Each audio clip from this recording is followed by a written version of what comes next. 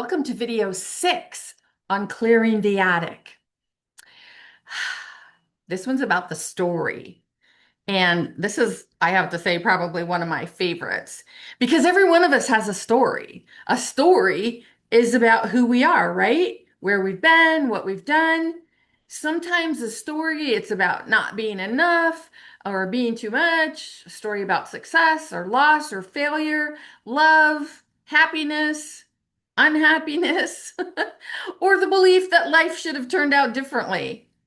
The details might be different, but we all have stories that quietly shape how we experience our life. So the question isn't whether or not your story is true. It's who would you be if you weren't constantly referring to the story? Imagine meeting someone for the first time. Within minutes, what do, right? We often begin our introducing ourselves through our story. Somebody will say, "What do you do? Where are you from?" And then we answer, "I'm divorced. I grew up in blah. My parents this. I work at that. I've always struggled with XYZ. My biggest challenge has been," and none of these are wrong.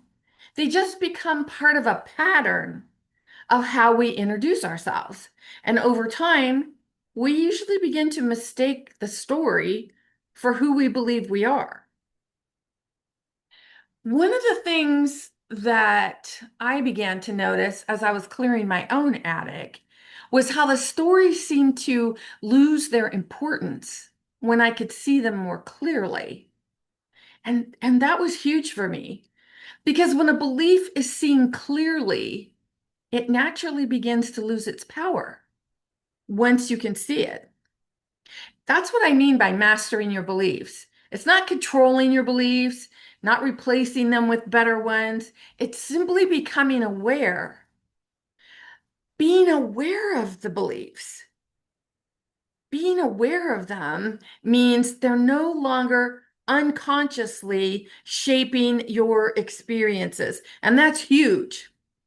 There was a time in my own life when my story explained everything. It explained my fears, my relationships, my choices, even my what I thought would be my future.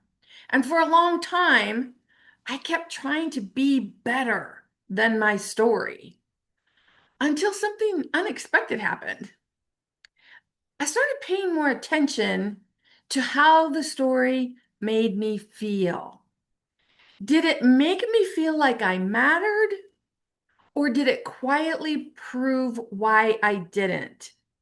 And if you just take a minute and think about your story, what have you been telling people over and over and over, or maybe yourself, maybe you don't share it with others, but your story is either reinforcing the amazing sovereign being that you are, or it's trying to tear it down. And you know the difference based on how the story makes you feel, based on how you feel when you share the story. And that's when I realized that the story wasn't simply describing my life, it was reinforcing the beliefs that I had been carrying for years. It wasn't the story that kept me stuck. It was believing the story without ever questioning the beliefs that gave that story meaning. As I began to master the beliefs, they naturally began to lose their power.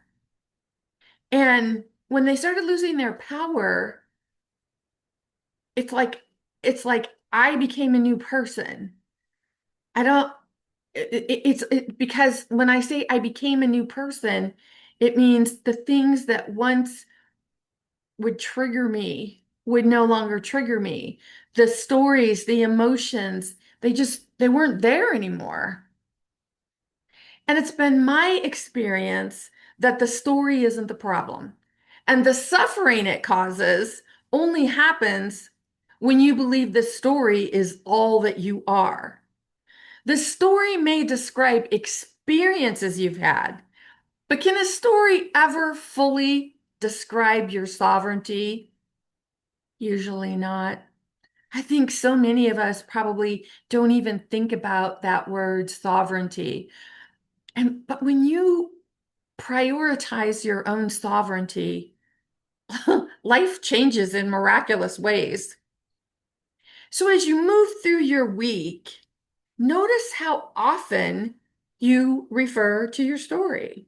Not to judge it, not to change it, just notice it. And every time a familiar story appears, pause for a minute and just quietly ask yourself, what exists before this story? And you might discover that the only story in your attic is one box instead of an attic filled with boxes. Wouldn't that be amazing? Know your story. It's so powerful. In the meantime, reflect on this message. Let me know what you think. If you have any questions, of course, get in touch with me. In the meantime, this is Nancy Muller, the one and only Life Sensei, saying ciao for now.